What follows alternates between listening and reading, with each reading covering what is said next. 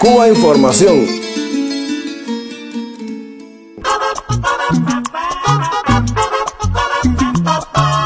No me digan más mentiroso, no me digan más.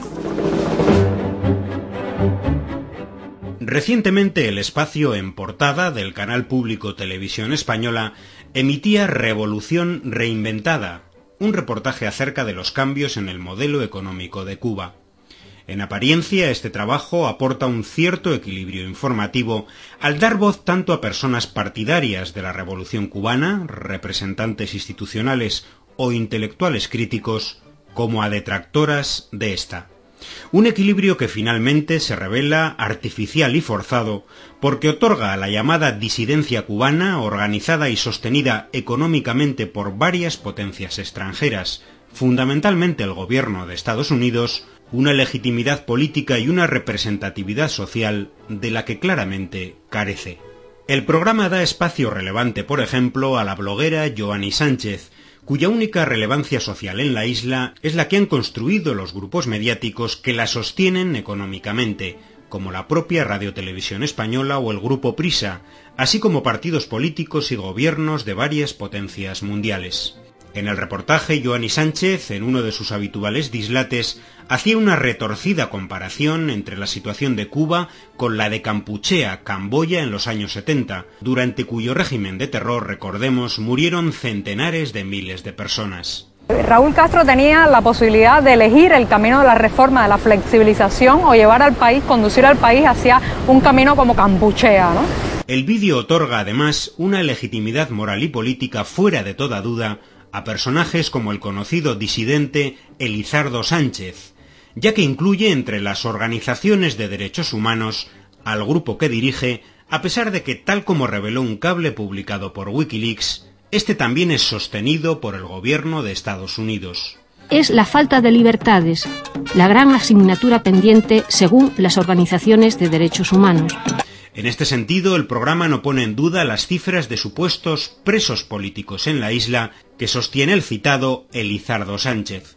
Elizardo Sánchez, fundador de la Comisión Cubana de Derechos Humanos y Reconciliación Nacional, calcula que en las cárceles cubanas hay más de 70.000 presos, de ellos unos 50 políticos.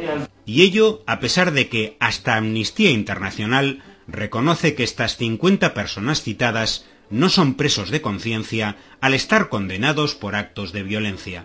Nada de esto, por supuesto, es recogido en el reportaje. Pero la aparente equidistancia se rompe definitivamente al otorgar a estos disidentes el espacio final de las conclusiones del reportaje para apoyar el mensaje final del programa, la necesidad ineludible de un cambio político en la isla. Quizás sea tan solo el primer paso necesario para otras renovaciones anheladas. Las grandes reformas siguen estando postergadas. Para otros, las grietas económicas dejarán escapar cambios más radicales. En Cuba hay tradición democrática y si hay cambios económicos, indudablemente aquí va a haber cambios políticos.